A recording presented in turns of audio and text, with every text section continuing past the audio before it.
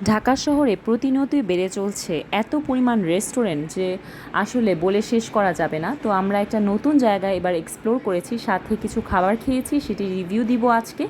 আর play জোনটাতে আমরা কি কি দেখলাম, সাথে এটা কোন জায়গায়, সব কিছু আজকে বলবো। তার জন্য পুরো ভিডিওটি দেখতে হবে আর অবশ্যই আমার চ্যানেলটিকে সাবস্ক্রাইব করে দিবেন। এই রেস্টুরেন্টটার লোকেশন মগবাজার চৌরাস্তা থেকে বাংলা মোটরে ঢুকতেই আপনাদের চোখে পড়ে যাবে বিশাল একটি জায়গার উপরে অ্যাট দ্য টেবিল নামে একটা বড় সড়ো রেস্টুরেন্ট করেছে। এখানে অনেকগুলো রেস্টুরেন্ট আছে, মানে আমরা যে শেফস টেবিলে যাই ওরকমই ছোট ছোট অনেক রেস্টুরেন্ট আছে। তো পাশে একটা ছোট কিড জোনও দেখেছি আমরা।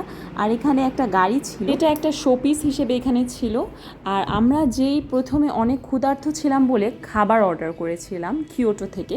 তো ওদের এখানে যা বুঝলাম, প্রতিটা রেস্টুরেন্টের মেনুর মধ্যে আমার একটা সেট মেনু খুব পছন্দ হয়েছিল বলে আমি এটা অর্ডার করি। বাট খাবারগুলা মান ভালো ছিল না, যেটা সত্যি কথা। এবং খাবার একেবারেই মানে মনে হচ্ছিল যে বাসায় তৈরি করলে আমি এর থেকে ভালো তৈরি করতাম, এবং ফ্রাইড রাইসটা একেবারেই ফ্রেশ ছিল না। তো এখানে মোটামুটি কয়েকটা রেস্টুরেন্ট ছিল যেগুলো মোটামুটি এগুলো নতুনই সব বলা যায়। আর এখানে একটা প্লে জোন ছিল যেখানে আমার ছেলে খুবই এনজয় করেছে। এখানে ছোট ছোট বেবিরা ছিল, বেবিদের সাথে আমার ছেলে এতই এনজয় করেছে যে আসতেই চাচ্ছিল না। আমি বলবো এখানে যদি আরও বাচ্চাদের কিছু খেলার রাইডস কিংবা অ্যাক্টিভিটি অ্যাড করা যায় তাহলে এই জায়গাটা বাচ্চাদের জন্য ভালো হবে আরও। কারণ এখানে যেই রাইডসগুলো আছে এগুলো খুবই কমন, মানে এখানে জাস্ট একটা স্লাইড আছে আর একটা ট্র্যাম্পোলিন আছে, এছাড়া আর কিছুই নাই। আমার মতে আরও কিছু কিডস অ্যাক্টিভিটি বাড়ালে ভালো হয়, কারণ হচ্ছে যদি আমি কিডস জোন করি তাহলে এটা ভালো মতো করাই বেটার। তো এখানে জাস্ট একটা ট্র্যাম্পোলিন আর এই ছোটোদের একটা স্লাইড ছিল, যেখানে আর কি বড় বেবিরাও স্লাইড করতে পারছিল না, কারণ অনেক বেশি ছোটোদের জন্যই এইসব স্লাইডগুলা।